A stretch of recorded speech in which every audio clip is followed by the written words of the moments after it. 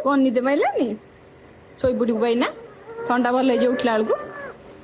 ଜୟ ଜଗନ୍ନାଥ ସାଙ୍ଗମାନେ ଭିଡ଼ିଓଟି ଷ୍ଟାର୍ଟ କରୁଛି। ଚାଲନ୍ତୁ ଓଳାଓଳି ଆଉ ଝଡ଼ାଝଡ଼ି କରିଦେବା, କାରଣ ଆଜି ଦିନ ଯାକ ବହୁତ ସାରା କାମ। ଯେହେତୁ ଆଜି 8 ଦିନ ହେଇଛି ସଫାସଫି କରିବାକୁ ପଡ଼ିବ, କାରଣ ଏବେ ତ ବର୍ଷା ଦିନ ଚାଲିଛି। ଯାହା କାଲି ଧୁଆ ହେଇଥିଲା ବସ ସବୁ ଶୁଖିନି, ସେଥିପାଇଁ ଜଲ୍ଦି ଜଲ୍ଦି ସଫା କରିବାକୁ ପଡ଼ିବ। ଆଉ ଚାଲିଲି ଓଳା ମଜା କରି ସଫାସଫି କରିବା ପାଇଁ।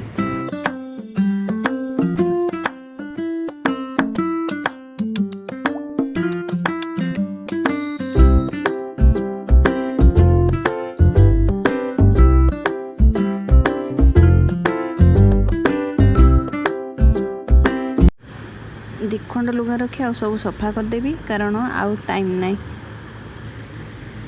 ଭାବୁଛି ଡୁଡୁଲ କାଲି ସଫା କରିଦେବି, କାରଣ ଶୁଖେଇବାକୁ ତ ଜାଗା ନାହିଁ, ବହୁତ ସାରା ସଫା ହେଇଗଲାଣି।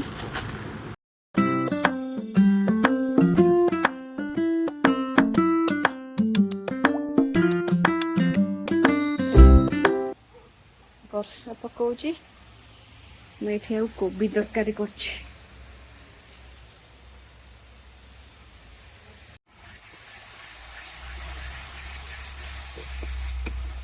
କୋବିକୁ ଆଗ ଭାଜିକି ରଖିଦେଇଛି, ଏବେ ମସଲା କଷୁଛି, କୋବିକୁ ତା ଦେହରେ ପକେଇବି।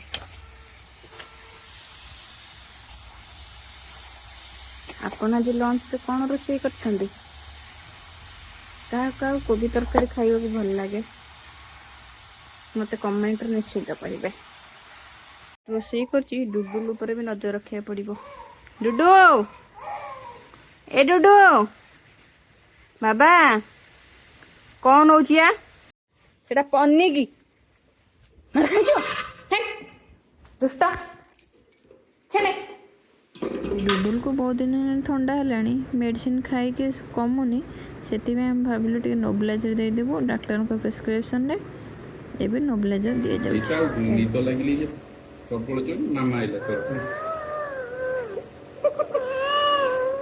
କ'ଣ ନିଦେ ମାଇଲାନି ଶୋଇ ପଡ଼ିବୁ ଭାଇ ନା ଥଣ୍ଡା ଭଲ ହେଇଯିବ ଉଠିଲା ବେଳକୁ।